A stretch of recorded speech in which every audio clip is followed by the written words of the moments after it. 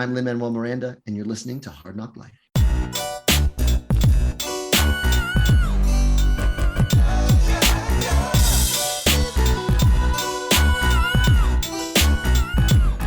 Well, it's the NOC in full color, you see me? The Hard Knock Life, comics, movies, and TV, yeah.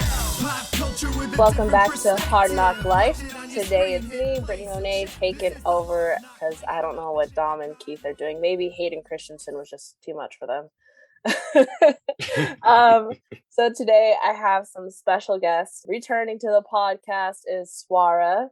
Hey, Swara. Hello, thank you so much for having me again. I am so excited to be on with this lovely trio of hosts we have on, but I'm very excited. Yes, and first time on this podcast, but if you followed me on my podcast career, then you know who this is. This is my sister from another mister, Miss Vanessa Shark. Yay, I'm here. I get to talk about stuff besides DC for once. Which is so funny because all three of us have done a DC podcast at some point in our podcasting. And I'm fully willing to say DC is my first fandom and always will be. I love DC so much, even when they make me go mad sometimes. Same. Yeah, so for people who maybe don't know about you, Vanessa, tell them who you are and what you do. I'm Vanessa. Vanessa Shark is my claim to fame. I do a lot of different stuff. I was on the Black Lightning podcast with Britney and Nate and Clement. Naomi podcast, I've been on episodes. I did the Watchmen podcast. I'm currently hosting the DC on HBO Max podcast, which we're releasing our Young Justice season review this week. We'll be covering every DC project on HBO except for DMZ and Pennyworth. Sorry. But yeah, I've been doing a lot. I'm currently pregnant, so that's been my first time. So it's very interesting journey, especially with everything that's going on. But I'm excited, and yeah, that's what I got going on. Nice. Yeah, one day I hope I can get us and Nate on at the same time on this show. Absolutely. All right. Well, we're gonna start off with we've been talking about Kenobi first, and then later on, obviously after the break, we will get into Miss Marvel. But this whole series, Kenobi, to me, every single episode paid off before we talk about part 6. I feel like the whole entirety of it was just wonderful. Mm-hmm. Yeah, I think this might be my favorite Star Wars project since Mandalorian season 1. And I just really liked it a lot. And I don't know if it's because Ewan McGregor is just that good, because I wasn't really sure how much more they can mine from the same era over and over again. But boy, did they do it. I was really, really happy with the show overall, for sure. And Swara, what about you? Because I know me and you have talked individually about Star Wars, and you're kind of I don't know if I want to do Star Wars Right. stuff anymore. So pre-2019, I was a huge Star Wars fan. Then a movie called The Rise of Skywalker happened, and it really did shatter my fandom. I'm just gonna be fully honest and admit it. It made, to me, it was oh, it feels like nothing matters, it just reneges on itself. So I had sort of a bit of a dramatic downturn, but I've been slowly dipping my toes back into Star Wars fandom in the last 2 years, I want to say, ever since Star Wars Visions came out, which I love Star Wars Visions. It's some of the best Star Wars ever made, particularly because they give it back to Japanese creators. The culture this whole franchise is based on, along with a lot of other Asian and Swana cultures. And that is also a core reason why I've really loved Kenobi. I think or Obi-Wan Kenobi. I feel like they should have just called it Kenobi. Maybe that's one nitpick I have, but otherwise, right. It was originally Andor. Yeah, I heard that. Yeah. No, I it's a core reason of why I loved it, because this whole series was directed by a Chinese Canadian woman, Deborah Chow, who is a queen. I love her so much. She's a brilliant visionary, and she just gets it so much about what this franchise can really be. And it's ironic because she's working with almost all the classic characters from both the original and prequel trilogies, and sort of doing a remix that worked really well, that got into their depths and psyches and contextualizes a lot. And the other thing is before he was let go, but thankfully he's still credited. This whole series, it's the script is based off of what an Iranian British writer, Hossein Amini, wrote before, unfortunately they let him go and they brought like white writers on. And but I gotta admit, these white writers did like real white men writers did a really great job as well. I just like still I love that the basis of this had like a West Asian person and an East Asian person like at the creative forefront. And not to say like that's automatically going to make the series great, because they're both also very talented. And so like when you bring like that rich inclusion behind the camera with talented people who are like people of color, then you will get something amazing like we did with Kenobi. And I just like, I loved it. I loved it so much. A few nitpicks here and there. It's not absolutely perfect, but including in the finale, as I'm sure we'll discuss, but I loved it so much. Yeah, well, then we are just gonna talk about the finale. If you're listening at this point, I'm gonna assume you saw it because we are gonna spoil stuff and all of that good stuff. Whew, this episode, it's crazy because you know how it's gonna go because obviously of the like original movie trilogy, but I was still on the edge of my seat, like, oh my god, are they gonna die? Like, It was so like tense. that's how good it was that you really were just like, oh yeah. Yeah, I don't think I've ever not been afraid of Darth Vader ever since I saw the first movie as a child. And he's just frightening, like a frightening shadow. And Hayden Christensen and the James Earl Jones voice and everything was just so good. And this narrow-minded focus on Obi-Wan is just terrifying. Like I really, when they open up with the chase scene or whatever, I was just like, I mean, I know they're not gonna die, but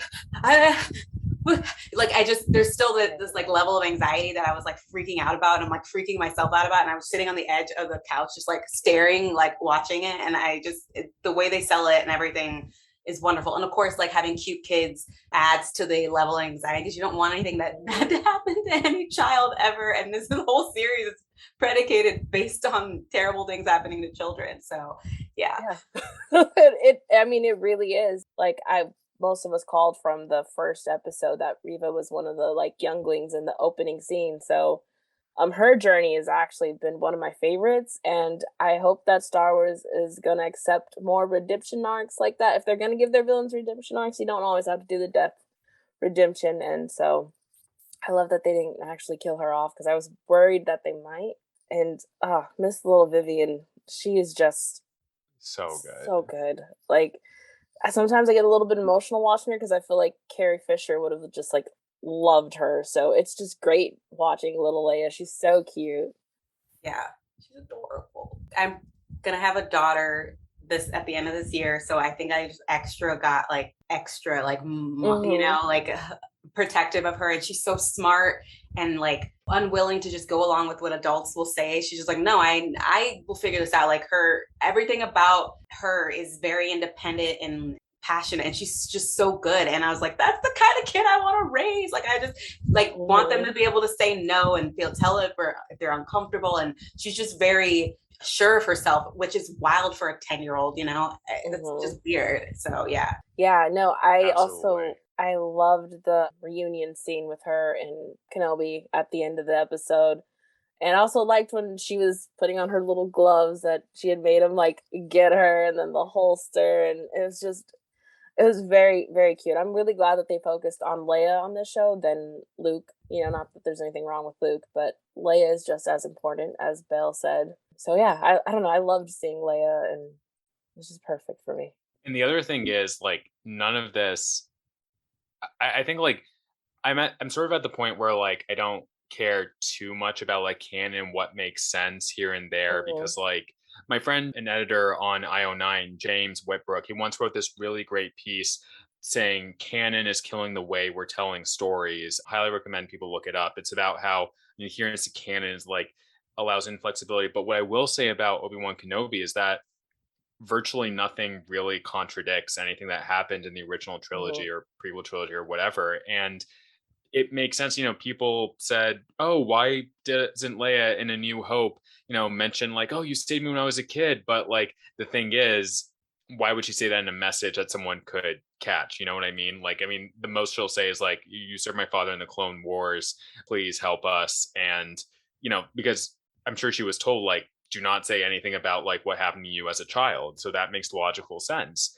Yeah, nothing like contradicts it. It just like contextualizes it, and it adds to it in the same vein as Rogue One. I've seen a lot of people say this, like Rogue One, which is one of the best Star Wars films ever made. It's like I agree. it just increases the depth of this story. And like that's what I really want from this franchise, and especially to do that with new characters, which Obi-Wan Kenobi had. I just want to say, like, I love Tala so much.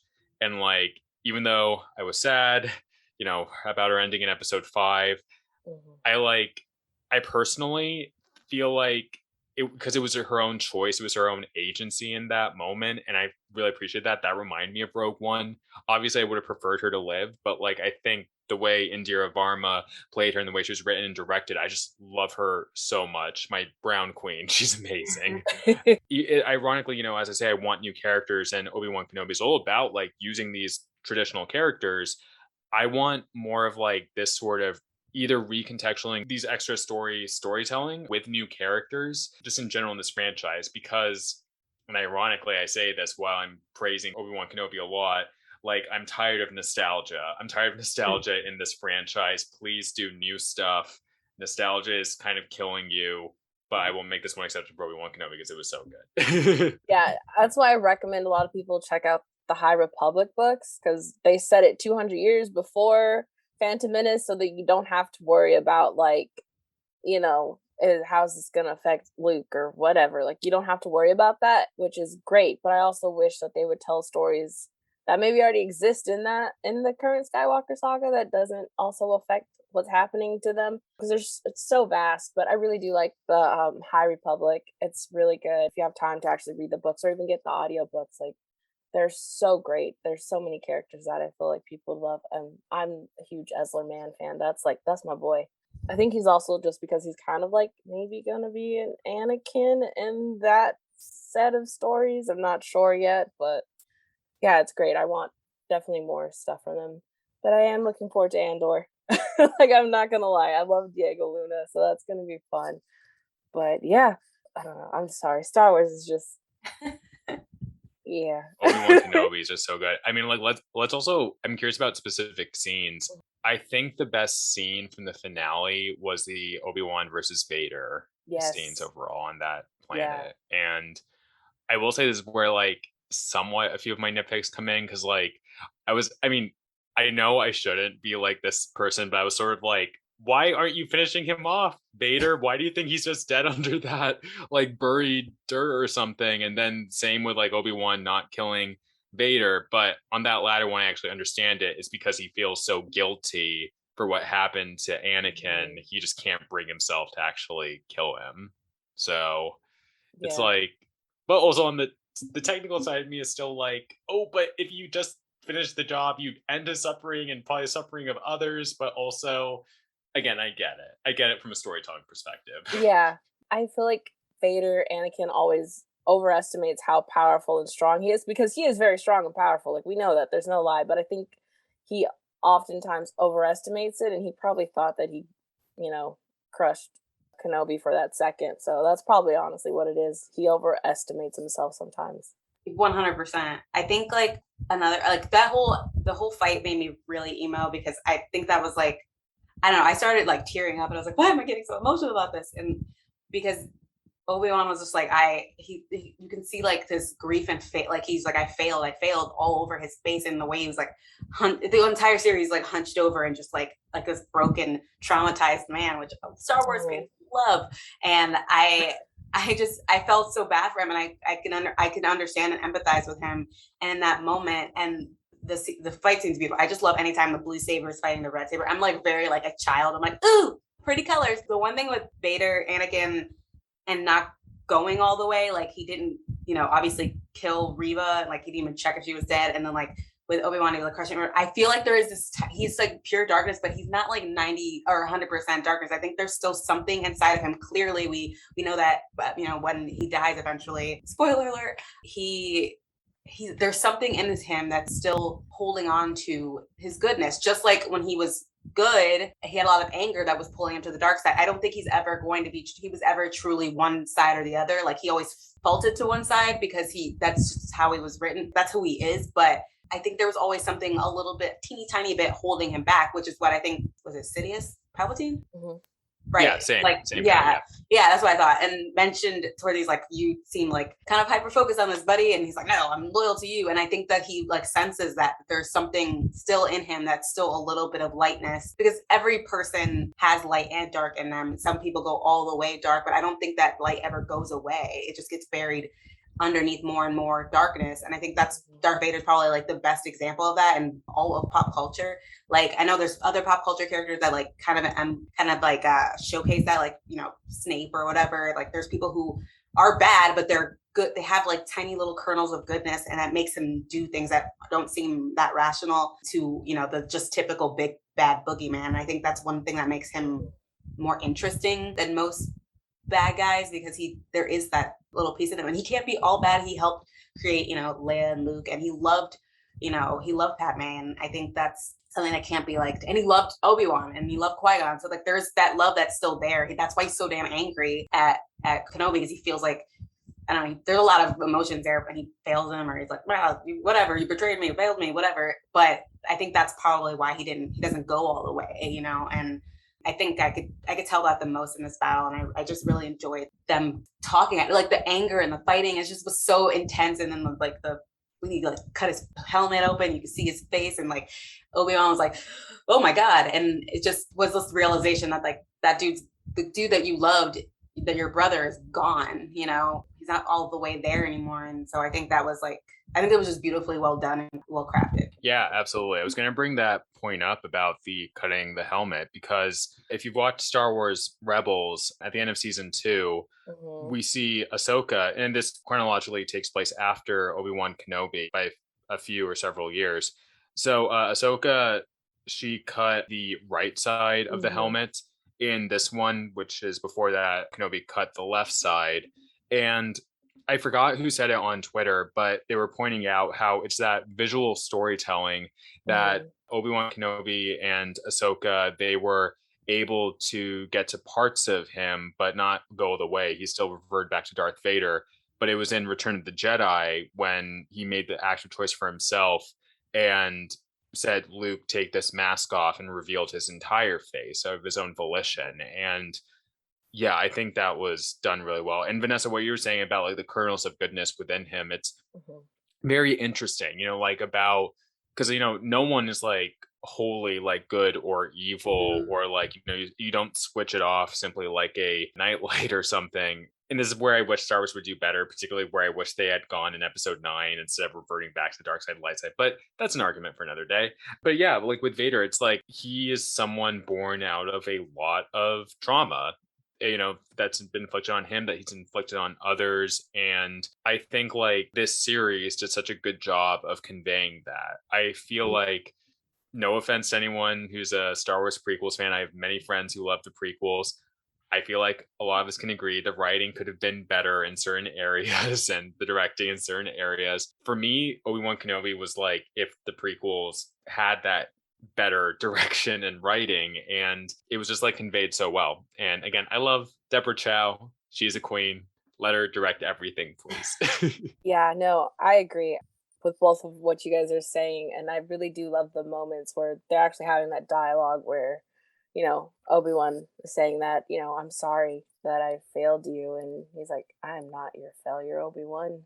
I love that he reassures in that moment that it wasn't just Obi-Wan's fault, because Obi-Wan was doing the best that he could, because really Obi is what the Jedi should have been, and that's not what the rest of the Jedi were, and it was the system that unfortunately failed Anakin and not Obi-Wan. So it was just a really great moment, but then he obviously goes, you know, I killed Anakin. Like, it was like, damn, bro. In the feels. Yeah, I don't know. And like you, Vanessa, too, I love the colors of the lightsabers. It's so pretty. And then also just with the lighting of the blue on the side of his face, and then it goes, you know, red, and yeah, no, I loved it. It was just, everything was perfect. And then also like the And Joel Egerton, he's really good as Owen. I feel like we can't forget about Owen. That And, was. yeah. So he's in the other two movies, like the prequel movies, and then they brought him back. But yeah, no, I really love Owen, how they kind of solidify that Owen is very much also Luke's father, and Beru, she can hold it down. She's awesome. We got to give a shout out to the actress who plays Beru, Bonnie P.S. She was also amazing, especially in this finale. Yeah, I know everyone was it was great. And Moses Ingram, like I just said, like I really hope it's true she's getting a spin-off show because she's so good. Yeah, Reva, I was like this and this with it. I wasn't sure the entire series. I was like, I kind of guessed she was one of the little ones from the beginning, because everyone did, and I was trying to like understand her motivations. And I think like she was just angry. Like literally, you just said the system failed Anakin. The system failed her too. The system failed all those little ones. They were supposed to be, part of this greater good, and they were completely failed. And I hate that it like feels like almost a parallel to like every school shooting that we've had to witness in our lifetimes. Is like these kids go to school to learn and to be educated and to expand their brains, and the adults in the system is supposed to protect them, and it fails them every time. And like it reminds me of like she has this anger. Everyone's like, I don't understand why she's written so terrible. Like she's not. She's a ball of anger who has never been able to process her emotions properly. She got radicalized and went to the dark side, turned into the very person she hated, and couldn't bring herself to do the bad thing that, obviously she wasn't going to, we all knew she wasn't going to do it, but I was very curious as to how they were going to write that. And by the end, she's just like, I don't know who I am anymore. Like when you live that long, fueled by hatred and anger, that's all that sometimes is left of you. Like you have to like dig really deep to find, the light parts essentially. And she has to go through that. And I completely understand, especially, they don't obviously go into like that kind of politics in the Star Wars universe, but as a Black woman, especially a dark-skinned Black woman, she like their lives are parallel because they're constantly being failed by Black men, white women, like everyone. It's not this constant like having to pick yourself up and get up in the morning and be like, all right, let's just do it. Someone's gonna piss me off today. Like a lot of Black women go through this. Most Black women go through this, if not every single Black woman goes through it. And I think that that's something that she's going through in her own way because of what was done to her. And even like the way the High Inquisitor, I think that's the guy's name, was like talking to her, like, we found you in the ditch in the dirt, and like just the way like very classist and like gross. And I like she's still it's something that she was supposed to be trained to be this like one of the coolest warriors in the universe, and like this is where she ended up. But she has a lot of anger and torment over that. So I completely understand like where she's coming from, even if I'm like, I can't stand to watch her chasing after kids or torturing kids, or, you know what I mean? Like it's reality when life when life hands you constant bad apples. What are you gonna do? You're just gonna, what I mean? It takes a lot of strength to overcome that and not turn into a bad guy, Yeah, and then especially I feel like as we talked about the Jedi system of like, if you feel anger or hatred, you're automatically on the dark side, when it's like those are normal emotions that people unfortunately feel. Like, in the Jedi's failure is not showing people how to navigate and process those emotions properly and channel it in a better way. So then you do end up with situations like obviously Anakin and Reva and like so many other people who, were trained their whole life to not, be angry and hate and have this thing of hatred. When this horrible tragedy happens to them, there's nothing. Of course, so many Force users and Jedis decided to become Inquisitors, and it's like, or you're going to be like Obi-Wan and be broken and be, cut off from the Force and things like that. And I feel like it shows very well the failure of the Jedi. Anger is a pretty neutral emotion too. Like it can be righteous or it can be misguided. 100%. It's not. There is no good or bad thing about anger. Like there's a lot of people angry right now that are righteously angry, and that can be fueled for the good. So it's an inherently flawed system to say like anger pushes you to the dark side. I've always thought that was ridiculous, especially since I'm angry all the time.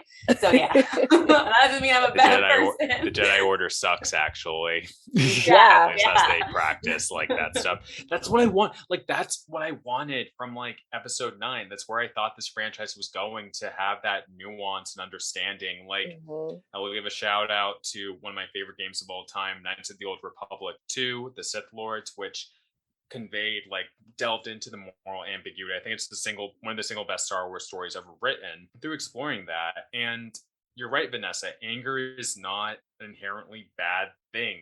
Anger is very important. It's how you channel your anger that's important, to not make it self-destructive, which it often can be. But when you look at the amazing, for example, right now, the amazing organizing going on right now in response to the horrific SCOTUS decision, that's fueled by righteous anger, and it's going into brilliant organizing that's going to help people, that's going to help pregnant people as we go forward. And it's just, yeah, like, you stop demonizing anger. Yoda honestly sucks in a lot of ways. Like, but on Riva, again, like, I think Moses Ingram gave a brilliant performance throughout the series, and I'm sort of like gonna delve into a little discourse right now. I've seen, and like, I mean, I'm all for like critiquing, you know, like if her performance genuinely didn't do it for you with what like the acting choices were, then fine, that's like perfectly fine. But what was really baffling to me, especially at first, like,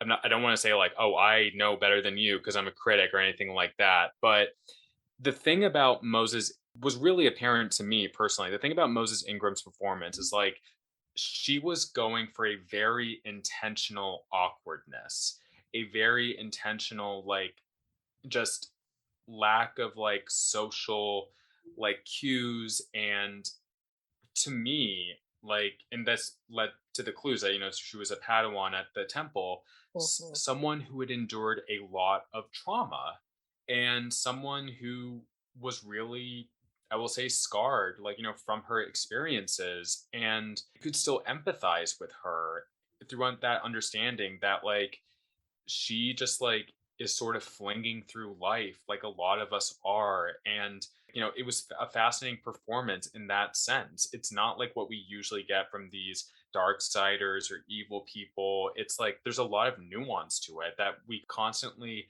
as the series went on, like as I predicted in the finale, we see her break down. Like she's like, I can't do this, I have all this trauma, I'm a failure. It's like all her insecurities come rushing out. And it's like, what I appreciate about that is because, like, you know, they talk about like the dark side, which, by the way, like, this is like a side tangent completely, but I'm kind of over like calling like anything evil or bad dark. You know, like that's something very embedded in our language, and like, you know, but besides that, it goes to show, like, you know, people who are a Sith or like on the evil side in Star Wars, it's like, you know, it's like often very rageful, it's very like forceful, it's very blatant, and you know that they're clearly evil. But again, I feel like with Riva, they were doing something different. And I mean, because I am someone who is neurotypical, so I want to make that very clear that I have that privilege. But maybe someone who is neurodivergent, I could imagine like neurodivergent people like seeing themselves in Riva and resonating and loving her, especially as she has, again, endured all of this trauma. And I really do just hope that like people broaden their perspectives and try to like have understanding about like what these creators were going for. And I think for me, it worked extremely well. And I'm going to definitely rewatch this series at a certain point to like pick out like what I didn't catch and stuff like that. And just bravo to Moses Ingram. I hope she has all of the success possible going forward. She recently got cast along with Natalie Portman in Lady of the Lake. She's taking over for Lupita Nyong'o, who unfortunately has to leave the project. And yeah, I'm just very excited for her career going forward. Yeah. She's amazing. And she's like one of the greatest faces I've ever seen on TV. She's just such a gorgeous person, but also very intense. And I really enjoyed her performance. First, I was like ranting to Britney and the crew on the DMs. Was like, I can't stand fascists. But like, as I got to understand her more and more, I was like, oh, I don't think that's all that's what's going on here. So I was very curious and interested to see like more of her journey. I think she did it very well and like play the different nuances of the character and who they were supposed to be. Yeah. It was funny because at first you're like, oh, I don't know if I'm going to watch Kenobi. And I was like, okay. And then I had retweeted a picture of her with Hayden and Ewan. And then you're like, wait, who's that? I know. I was like, oh, wait, hold on. Usually if there's a Black woman project, I'm like, all right, let me check it out. I love how that was like, yeah, but no, but you are right about like, there is a problem within Star Wars itself where there's a lot of Black women who play a lot of dark side, or not dark side necessarily, but like Empire characters. Which we've seen with Cinna and I can't remember the other person's name, but like we've seen it a lot where it happens and they play it off as this weird like Black women are loyal and do their duty, so then they think this thing is good and turns out to be bad and they just stay there out of like duty. And like I kind of hope that they keep breaking that and not constantly put us on the Empire / dark side of the Force. So I hope that changes for sure going forward. Yeah. I definitely think there should be an exploration. I would be interested in like the breaking down of like, I don't know, Swara mentioned it earlier, like the breaking down of like the light and the dark forces, because literally no person is built that way. That's like not possible.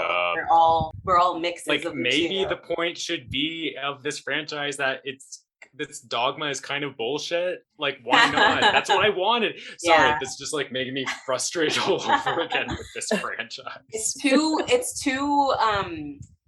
like very for kindergarten. It's too like simple. We're just, life isn't like that. Like we are not like that. And I think that was my issues with the sequels, which I personally think are the worst part of the entire franchise. I really don't like the way the sequels ended up. I think it was reductive. It was like very like, here's this and this. That's how it is. Like I loved 7 and 8 at first because I thought they were leading up to something great. And then 9 happened and I'm like, what happened, y'all? Right. Sorry, 9 is I don't. 9 is the only one I haven't rewatched. Like I've loved The Last Jedi. I know everyone was like, it was very divisive. It was it was so beautifully made. Like the visuals alone were so cool. The new characters we got. Like I will never stop talking about the fight scene with the red Sith soldiers. I don't know what they were, with like Rey was like fighting. There was like one of the coolest things I've ever seen, and I've never seen. And I talk about this all the time, but the Empire and the Empire and the Sith have the best visuals and the best technology and the best. And I know it's because they mine off of slave labor and stuff. I'm like, man, they're aesthetically, they look cool. The visuals are always dope. I really like The Last Jedi, but yeah, the 9th movie I was like, or the 9th chapter, whatever, was just not my favorite at all. Yeah, no, it was definitely very reactive, unfortunately. Like, I understand that Last Jedi wasn't everyone's cup of tea, but they went over to reactive where I feel like it stifled any creative, anything good that could have came from something, because I like J.J. Abrams. I'm one of the few people who actually like him, but unfortunately, the Rise of Skywalker. Like JJ. Unfortunately, this Rise of Skywalker is so bad that there's so many people who just like hate him, and you know, there's so many people like me who are like, no, Ben Solo deserved better, Rey desered better, instead of like just making her a Palpatine. Ben deserved better. Oh my god. Yeah, like I blocked that out of my head. Oh. Yeah, Finn did too, and now fair enough. Rose deserved better. Yes, talking about oh my god, yeah. There were so many cool characters that were failed by the writers because of the very toxic fan base and just overcorrecting and nostalgia. Nostalgia ruined this. What this trilogy could have been. Yeah, I agree. I think nostalgia is one of the most. It can be poison. It can be cloying. It can be sweet sometimes, but it can more than often make me sick to my stomach. Like it's just too much sometimes, and that's why I was like, I wasn't sure if I was gonna watch the Kenobi show because I didn't like the Boba Fett show as much as I wanted to. It started off really strong, and then I had no idea what happened, and and then they brought Luke in. Or was that Boba Fett show? They were Yes. just, it was like they just they stopped telling Boba Fett's story. And they were like, anyway, we don't want to tell that story anymore. I was just so confused. Me and my husband's the biggest Star Wars fan. So anytime I watch anything, it's like him, we watch it on his account because we have separate accounts on Disney Plus, and he's like the big one. So he was like, I don't know if I want to watch Kenobi because Boba Fett was so boring. And then like whenever a couple of our DSA friends were like, no, it's really good. And so we ended up watching it and we loved it. So it was just like, it just hit or miss because we love The Mandalorian so much. I just feel like when they dive too much into the nostalgia and drive everything back to the Skywalkers, it can be hit or miss. So I was like unsure about the Leia stuff at first, and I was like, never mind, I love this little girl. So I think she's so good. So good. She's absolutely amazing. She held her own. She's held her own so well throughout this series, and Vivian Lee is just like an amazing performer. I hope she has an amazing career. Like, bravo. And Princess Leia was always one of my favorite characters, and she just, in like you said, Brittany, like Carrie would have been so proud of like what she sees here, and I just again hope she has an amazing career going forward, and like as a child actor, I hope she is protected. Let us like be the Vivian Defense Squad and with all child actors, but no. And maybe if they want to wait a few years to adapt this, because at first I was like, they could totally do this with Millie Bobby Brown. Now I'm like, no, maybe wait a few years till Vivian is old enough and to do the Leia Princess of Alderaan adaptation, because that book is really fun, and it's kind of where Leia really gets into the fight of being on the rebel side and everything. And one of my favorite moments is in that book too, where Rhea convinces Tarkin that Bail is having an affair with Mon Mothma because she doesn't want Tarkin to figure out that they're basically starting a rebellion. So she's like dramatic and crying, and it's like, they're like obviously having an affair. They don't think I know. And Tarkin's like, these people are crazy. Like, like it's one of the best moments in the book too. But no, it's so good. So I would love to see that in live action at some point. Yeah.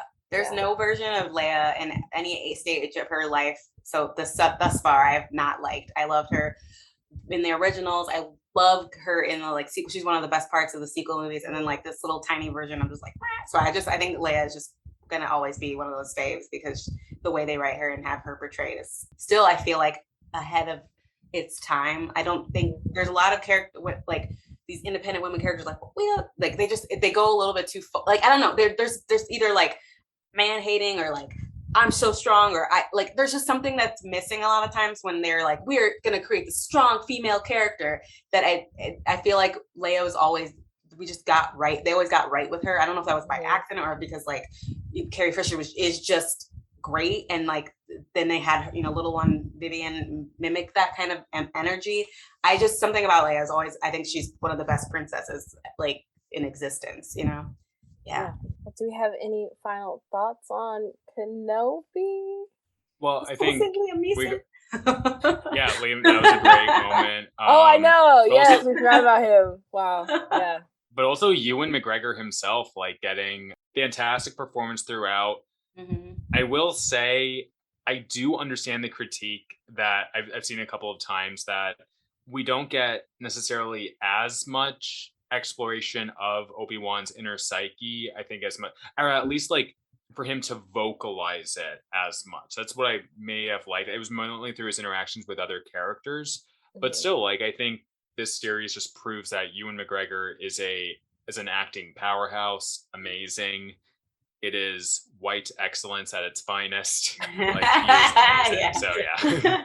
Yeah, I agree. Ewan elevates everything that he's in, and like I'm not to bring up DC, but I don't like Black Mask at all in the comics. He's disgusting, but the way he played him in Birds of Prey was so much fun. So good. So much fun, and I feel like for my things. It's very, very rare for me to like enjoy a villain that's that horrifying, and I think Ewan just does a good job of being chameleon in whatever he does, but I think he really and you could tell when an actor like really likes the role that they're doing. Like he seems to really enjoy embodying Obi-Wan, and like it's this long suffering, like just carrying a cross on his back, but it's not like annoying or too much. It's just you feel for him, and that's all. I just think he's wonderful, and that's 100% why the series works so well. Yeah, it wouldn't have worked without him, obviously. So he's so good, and I'm tired of people trying to figure out how does he end up looking like Alec Guinness in so many years. Just like, let's give it up. They're two different actors. You'll turn Also- from white in a year. Also, can I just say, like, Alec Guinness, by the time he filmed A New Hope, he was 60 years old. Ewan is 51. It's fine. Yeah. Like, Yeah, exactly. In a few years, I'm sure, like, the white hair happens randomly. Like, once it starts growing, it doesn't stop. So yeah, I think people like, especially Star Wars fans. That's why I'm like I get so aggravated with them. They're like, the fandom's terrible. I mean, like, it's like it's so hard to. That's why I don't really like look at. I just try not to look at things because it's so hard to enjoy things when they're like, what about this and this and this and this? And I'm like, I can't. I don't know. I'm just enjoying it. I think it's great. Whatever. Like, I can't. Yeah. Yeah. Vanessa, did you catch up to Miss Marvel or no? I have not watched Ms. Marvel yet, but I will one day. But yeah, I'm gonna hop off while you guys. Before you hop off, because we usually do this at the end, do you have a nerd pop in for us, which is basically like anything that maybe is not the main discussion, but you're really into like this week or just recently in general? I mean, I read a lot of comic books, so I'm really excited about the new Poison Ivy book that has dropped. First issue dropped. It's so good. It's G. so Will Wilson is good. amazing. Speaking of Miss Marvel, yes.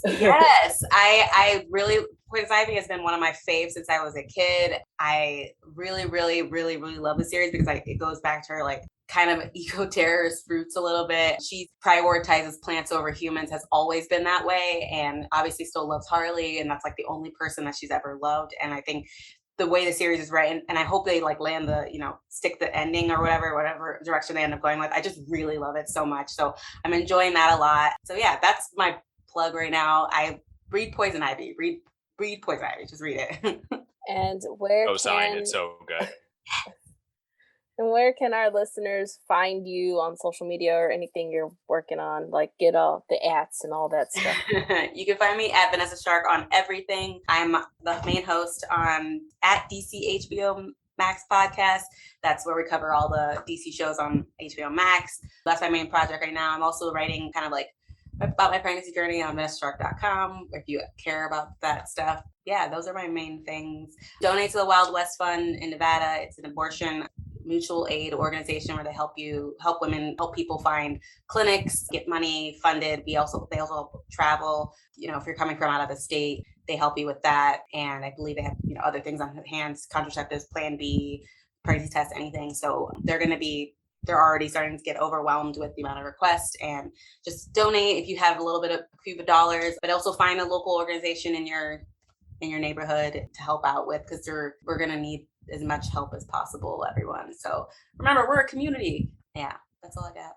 Well, thank you for joining us, Vanessa. Thanks for having me. It was so me. Great talking to you, Vanessa. Yes. Hope we do it again soon. Absolutely. Have me on whenever. Yes. All right, y'all. Bye. Alrighty. I will see you. Take care. Bye. We have another sponsor for the podcast, y'all. Cool. We do. Do you have an idea for a great new podcast?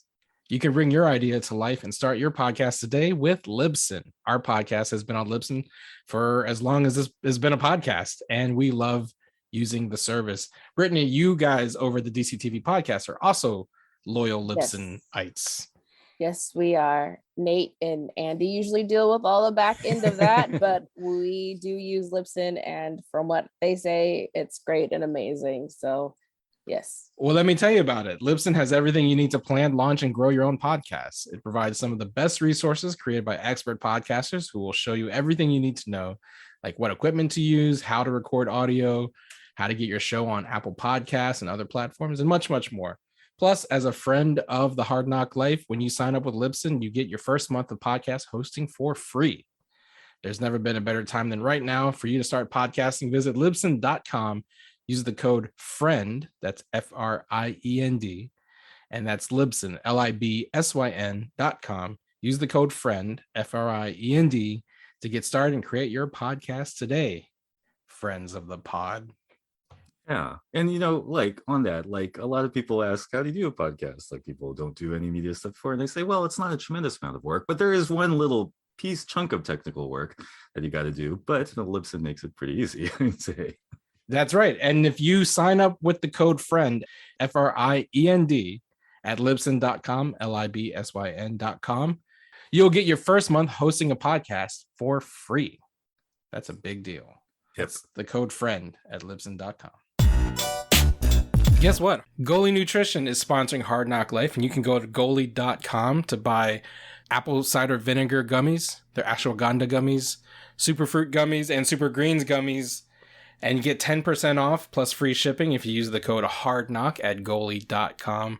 This is honestly, I've been taking the goalie gummies now for a couple weeks, and I have to say, they're tasty and they're good for you. Have you guys been enjoying the goalie gummies? I really like them. They're yummy, but it's a nice to add to my routine of already I normally take just straight vitamin C, so it's nice to have extra supplements. For a long time, people have praised the benefits of apple cider vinegar, and as someone who's had to drink straight apple cider vinegar sometimes when I'm not feeling well, or I have some joint pain, and your mom was like, drink some apple cider vinegar. It's not the most appetizing home remedy, let's just say. No, Right. it tastes horrible. The apple cider part is ooh, does it taste like apple cider? And it's no, it tastes like vinegar.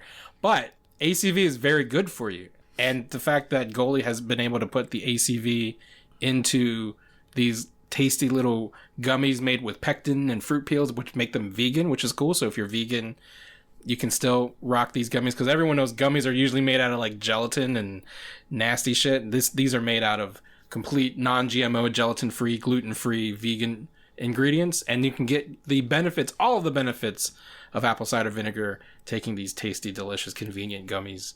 So go to goalie.com and use the code HARDKNOCK, that's HARDNOC, just like the podcast you're listening to. Get 10% off your purchase of Goalie products and free shipping. It's a much better delivery device for that apple cider vinegar. Yeah. These Goalie gummies are great.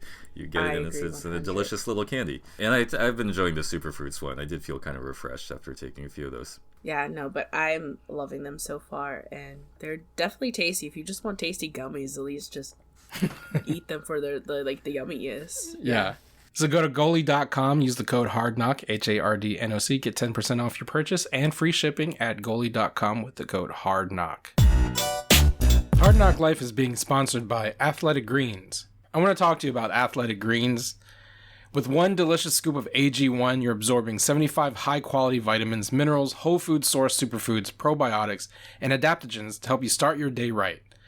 This special blend of ingredients supports your gut health, your nervous system, your immune system, your energy, recovery, focus, and aging. Basically all the things. One of the best things about Athletic Greens is that it's lifestyle friendly, whether you eat keto, paleo, vegan, dairy-free, or gluten-free. It also contains less than 1 gram of sugar and no GMOs, no nasty chemicals or artificial anything, and it still tastes good.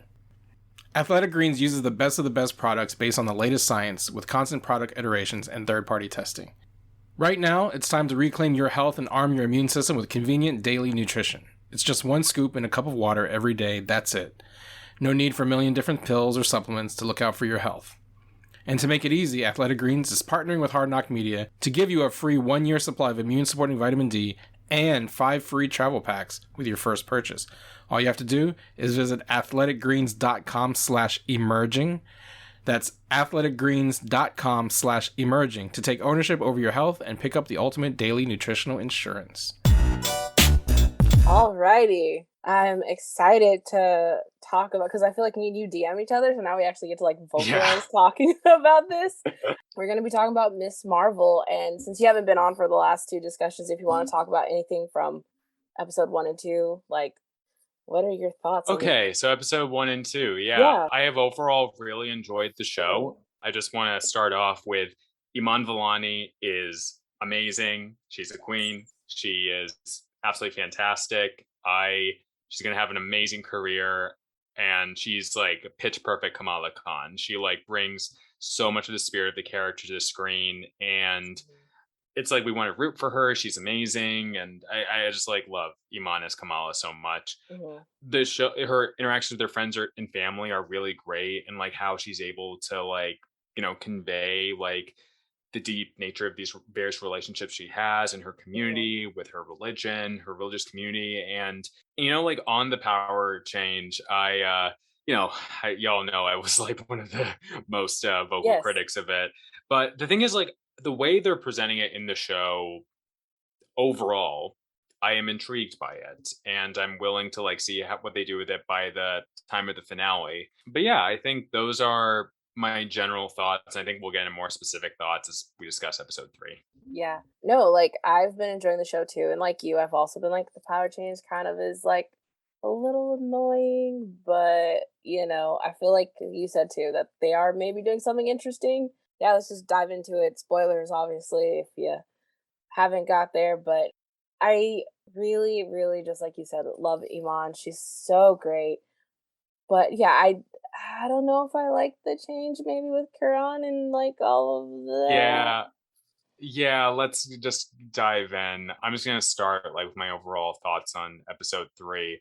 So Mhm. I said I'm writing Miss Marvel recap reviews for Gizmodo/IO9. They're fantastic. Like, love the website and the whole team, including James. Like, he's an amazing editor. Want to give a shout out to him. So, episode 3 simultaneously had my highest highs for this show, but also some of my lowest lows.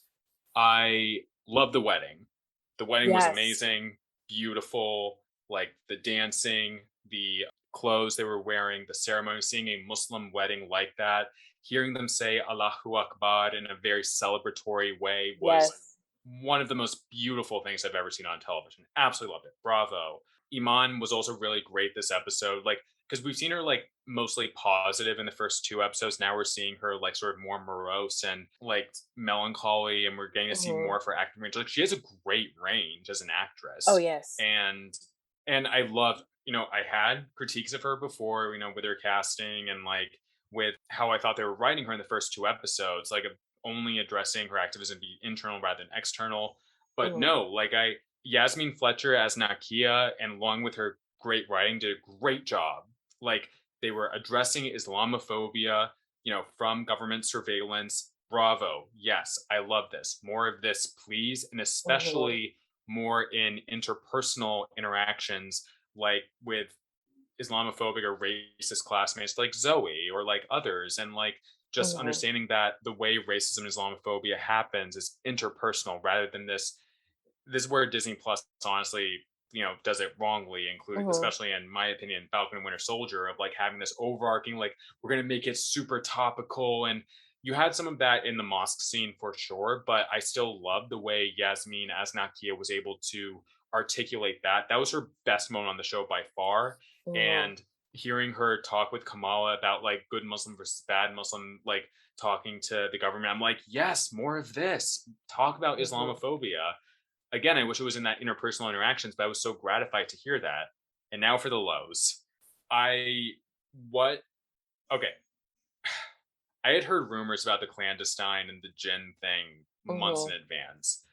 Like the power change, I was like, this can't be real, but it was. Mhm. And I'm so overall baffled by this change. Yeah.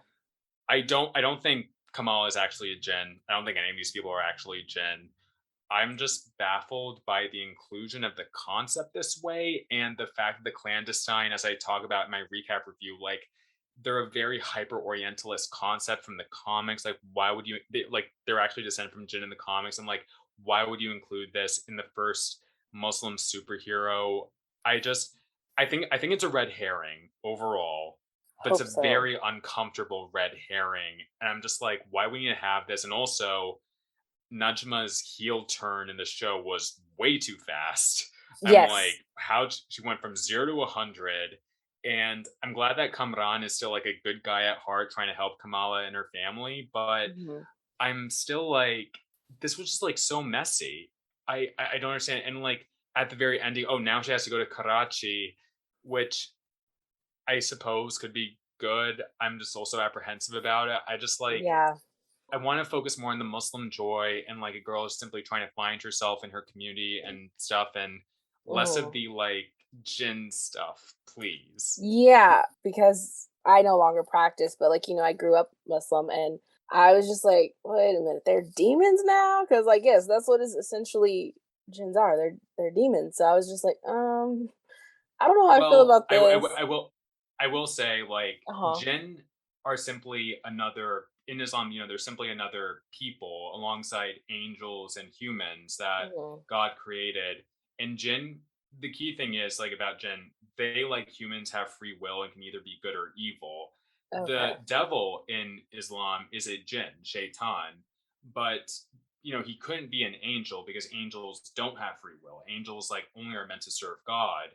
But Mhm. yeah, so they can be good. I'm sure some of them are like kind of like demons. Others are just like regular people in their dimension trying to live their life. Sorry to interrupt you. Just No, wanted to hit that that's quickly. fine. I like I said, I practiced as a kid, so I didn't learn like obviously everything and kept going throughout my adult life. I'm pretty sure I would be more knowledgeable if I had. So it's fine. You can correct me all you want. I'd rather be, correct than like speaking out my ass basically. But yeah, no, I thought the change was very like it felt icky just because of for those of us who have at least a basic knowledge of or what we are so told that jinns are, it's just like I don't know if I like that she's descended from something that is as gets put on like, described as being evil essentially. So I was like, I don't know how I feel about that. But I know it's just also because like the inhuman like aspect being taken out of the show is like they're trying to like run circles and find a way to make the new changes work. So yeah, that was definitely an issue for me. I like Nakia, but like we've talked about, she's not exactly the same as in the comics. But yeah, no, I don't know. The show to me is just more of like the delightful show that I get to turn on and not feel like dread because especially if you're someone who watches like you're watching Kenobi, you're watching The Boys, and then you watch Miss Marvel. Like Miss Marvel is a little ray of sunshine. But yeah, I don't know. Parts of me I think are still like, mm, but I don't know. Yeah, What do I you think think? it's really the injection of the MCU formula into the show with like Yeah. having to introduce the villains now and like setting up like Kamala as this parallel to Najma and or Kamran, and Mhm. it feels forced in, to be quite honest. Yes. And we wouldn't have this problem if this wasn't a 6 episode series. This should have been at least 9. And the great Yeah. thing about Kamala's comics, as Brittany, is like it's about her daily life. It's about like, and that's Mhm. what people love most about the first 2 episodes. It's like just seeing like a regular brown Pakistani girl, Muslim girl, like just live her life and interact with her community. And Mhm. I forgot who said, oh yeah, actually on Slayer Fest 98, their discussion on this episode, someone had mentioned that they do really well at like the daily life and but not maybe as well on the superhero wing. And the thing is in the comics, because of her power, her polymorphic powers and like changing her body and like the very Mhm. direct parallel to like, puberty and stuff like that figured into her daily life, like in a really organic way. But Yeah. I think they're just like finding it more difficult with these Green Lantern esque powers now. Yeah. Something I did notice on the rewatch though is when they do the flashback to 1942, is it? The temple that they're in, I noticed that the rings look like the 10 rings The Ten symbol. Rings, yeah. And I was just like, wait a minute. So I don't know if this is now how they're trying to make Shang-Chi fit in with the new set of stuff too, because I did notice that was there in the temple. Like, I didn't notice it on the first watch, but I noticed it today when I was watching it. So I don't know now if like the bracelet and the rings are going to be from the same, like, area of So space. so I don't actually think they are. I will say if they like force a connection between two of the only Asian superheroes, I'm gonna feel a certain way about that. I think others do as well. Hmm. I think that I still hold to like my theory, as I've stated multiple times in my recaps, that I do actually think she's still going to be inhuman. Hmm. And, like we heard Bruno say, like the bangle activates something inside of her. And I've heard like other people say that what the crystal set that surrounds her, it reminds them of Terrigen Mist, actually. And the Hmm. thing is, we see in the flashback that the bangle was found on a blue arm.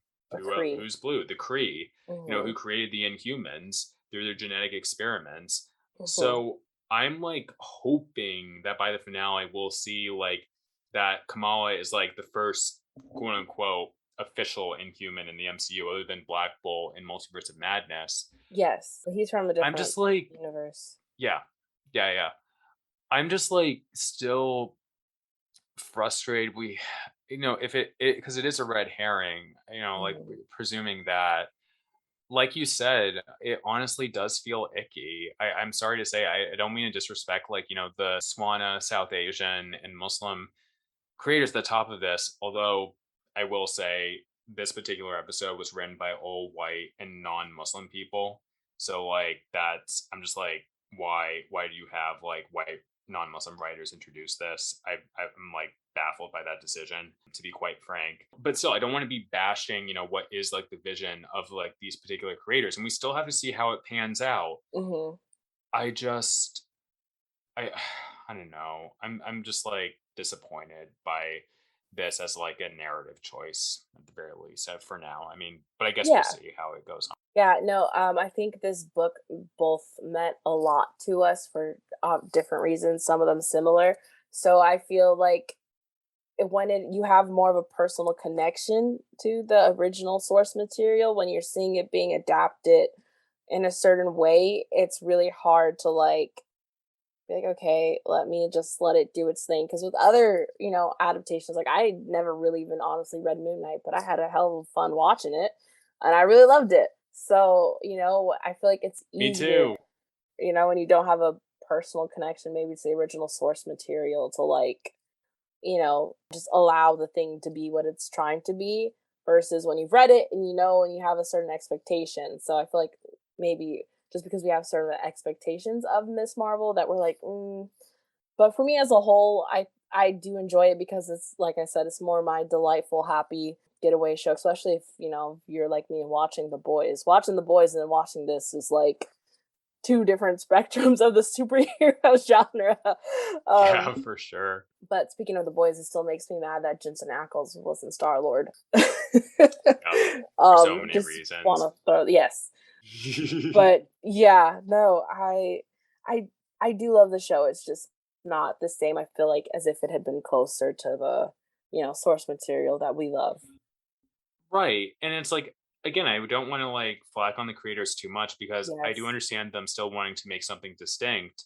But as like a friend pointed out to me today, we knows like that even though the power change was such a huge point of contention, they Mhm. still show like in the credits like her embiggening hands from the comics material. So like that Mhm. leads me to believe, like we've discussed on the show with Dom before, that maybe she will have the polymorphic powers in the finale. I just wish it was anything other than like honestly, if I were writing it, I would have just like had it still be the clandestine, but Mhm. don't mention Jin at all, Yeah. because Jinn are like, as I've understand sort of growing up, not all Muslims are the same, obviously, but that they're just like something really in the background that you don't really think or talk about in Islam. And Mhm. maybe that's the point as well. Maybe it is meant to make Muslims uncomfortable with this. And again, it's not every Muslim story has to like Mhm. be like this sort of thing. And it's like it can be a subversion of the trope somehow, because Mhm. Jinn have as genies have been very orientalized in Western media, and like have lots of Mhm. stereotypes about the Swanasa and region and Muslims generally. So maybe they're trying to subvert it. But like my frustration is, I feel like from the first two episodes, Mhm. they were. And I think this is like a studio problem, like Disney and Marvel problem, where Mhm. they were sort of watering down or explicitly taking out things they thought would make white and non-Muslim audiences feel uncomfortable. Mhm. And they're still like going somewhere with something that has made Muslims uncomfortable. And that's really frustrating and honestly disappointing to me. Yeah. We're only halfway through. We still have to see the rest and see how this goes. I mean, it sounds like might sound a little dramatic, but I almost like feel a little hurt by it, to be quite Mhm. honest. I'm just like frustrated. I really hope like this is only the lowest moment for the show for me, and it's only like way upwards from here. And Still got 3 episodes to Hopefully. go, so I'm going to choose to be an optimist now. Yeah, no, I mean, like I said, overall, to me, the show is delightful and enjoyable. Like, if I'm not, especially if I'm not trying to bog myself down to the actual comics, if I ignored that, it's like, yeah, this is a great show. It's fun. But it is frustrating too when it's like they're doing things that are upsetting, Muslim people and Swana people who like are very familiar with the material and also just like in general, like even if you're maybe not so familiar with the material, but you're checking it out and you're like, oh, whoa. It sucks because then you have like people who aren't watching it because they don't want to watch it because either it's a female leading show or they don't want to watch it because she's brown or they don't want to watch it because she's brown Muslim and all of that. So it's frustrating to hear like because I feel like ignoring the problems of the adaptation issues, I feel like it is a fun show. So the fact that there are people who are purposely missing out of it out of like stupid racist and Right. like Islamophobe issues, it's like it's frustrating Yeah. because it's such a good and fun show. And Also, I want to make something also clear. Like in general, when it comes to storytelling, I'm not opposed to Jinn. I actually yeah. love Jinn, and like if they're used well. Like a clear example, Chelsea Abdullah, her debut novel is out now. It's called The Stardust Thief. It is an Arab fantasy, and it heavily features Jinn.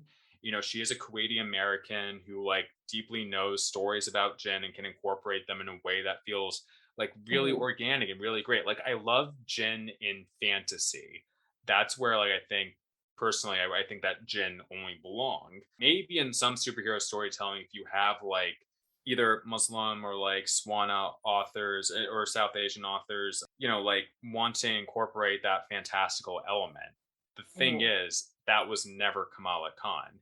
It was never like Miss Marvel, who always had her story, and even in the show overall, even with the bangle, like always so grounded and felt like just a girl trying to figure things out, and like the insertion of like the fantastical element. And I know that it just like feels different. It's a different vibe than like what you have like with superheroics, with this injection of fantasy. And it makes me scared about Orientalism because we know Orientalism has been a huge problem in both fantasy and superhero comics. I mean, especially with the clandestine and the Jinn in the comics. Again, we've got to trust the creators, see where it goes. But again, this feels so uncomfortable. Like that's just where I'm at. Yeah, no, I 100% like it threw me off, like I said, when they even brought that up, and I was just like, oh, so yeah, like I said, I do really hope that it gets better and that I end up liking the show as a whole. Well, I do like it. It's just like I said, those little things that make you like, oh, okay. But yeah, I don't know. I just feel like a part of the retconning and changing of stuff has to do with also trying to make people understand why she becomes Miss Marvel even more because of Captain Marvel. Because in the comics, we know that it's because she at first morphed into looking like Carol, and then she Right. ends up, coming to the realization that she herself on her own can be a superhero and can be like, I feel like they're trying to make it closer to Captain Marvel in a way so that it makes sense to why she ends up being Miss Marvel. And I feel like it's a shorthand for the general audience who doesn't have any familiarity with the comics. I feel like that's part of No, the that huge that does change. that does make sense. Yeah, like they decided, as we discussed before, not to go with the like she literally changes into Miss Marvel and performs superheroics in Miss Marvel, then reverts into like her regular brown Muslim self. And in the comics, sort of more happenstance, if that makes sense. But this is about a journey, which is like interesting because I do know like they still do want to tell that story of her realizing she needs to be herself and not Captain Marvel, but still like she's gonna call herself Miss Marvel, so that's a point of confusion as well, to be honest. But Yeah. I guess we'll see in the next few episodes. Yeah. Hopefully it ends up being something that we're both happy with by the time it gets to the end. But still, I do But you really know what? Enough like sadness about it. Let's talk about the wedding. The wedding was great. Tell me what you loved about yes. the wedding. Oh, the wedding was beautiful. I loved every bit about the wedding. I loved when they were doing the I do's and Obviously the dance number, the food looked real good. It just was it was very like heartwarming, and it was beautiful, and yeah, I just loved it a lot. I just like, again, it was like pure Muslim joy, pure South Asian joy. And it Hmm. was bright, it was colorful. Like you said, the food looked delicious, the dancing was great, the choreography was really great. Hmm. And I just, and there were like nice, really resonant moments between the family and, Kamala's parents with both their kids. And oh, yeah, that scene with her mom, by the way, fantastic. Absolutely love that. Yes. Honestly, got to give credit to AC Bradley for writing that. She did a really great job at Hmm. that. And yeah, it was Zenobia Shroff and Iman Vellani did a great job at. Like, I will say, like the mother daughter bond is like, I think, probably the strongest relationship in the show. It's so Yeah. good. No, and I do like when she comes home at the end of the episode and she's like, "We can't help you if you don't like tell us what's going on. Like we're here for you. We love you. We want to help you and like get you through whatever you're going through." And she just like obviously, can't tell her. But yeah, I really do love their moments. It's really good. I'm really looking forward to their relationship expanding over it. I can't remember in the comics if her mom ever finds out because it's been so long She since I've read does. it. Okay. It's been so long since Yeah. I've read it, and I feel like I Before the stopped. universe gets rebooted, she does. Yeah. Okay. All right. Yeah, because I had kind of stopped reading right when they were like, I think bringing in like the Secret War stuff, which is obviously what I think Right. that is But where this then is actually, heading. like later, her mom and her dad find out again, and then they try to Mhm. forbid her from being Miss Marvel. But then their memories get erased, and it's like comics, comics. Yes, yes. Yeah. No, but I don't know, I really do love, like I feel like everyone, even if, like, there's certain issues with them being cast in the roles, I still do love everyone in the roles for the most part. They do a really great job overall. Yeah.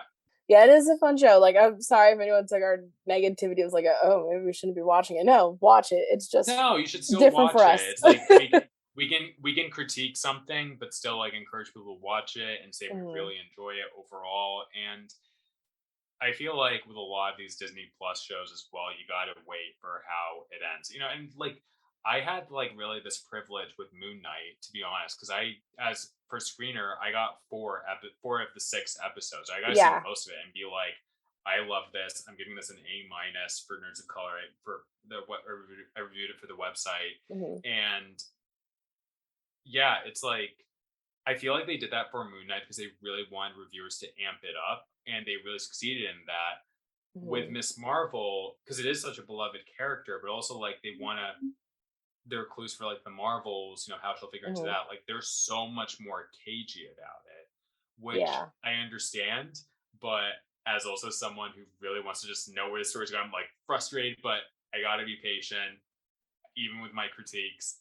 Even with my yeah, critiques, I will say go watch this show because Iman Vellani and a lot of her supporting cast are absolutely fantastic, yeah, and it's a great show overall, despite yeah. my scruples. Yeah, no, it is great overall. I love literally everyone on the show for the like I feel like everyone is within the context of the show, everyone is great. Like that's good. It's fun. And I really do like Bruno and Kamala's relationship. Like it's wonderful. I like seeing them together. They're fun. So I kind of want to see where it all goes eventually, like you said. So hopefully, Yeah, it'll end on a high note where we're like, okay, everything was, you know, I'm I'm overall maybe a bit cautiously hopeful. yeah.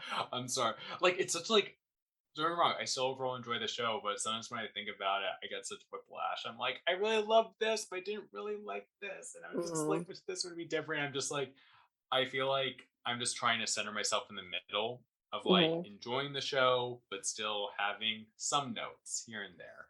It's a bit of a lonely island, to be honest, because like I know most people are either loving it or like yeah, but whatever. But Yeah.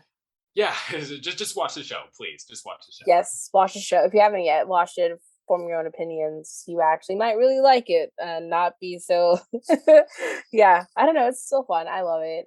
Yeah, I don't think I have anything else to say about it, but I think damage control is gonna actually end up being the more of a big bad than, you Hmm. know, Quran and all of them. Yeah.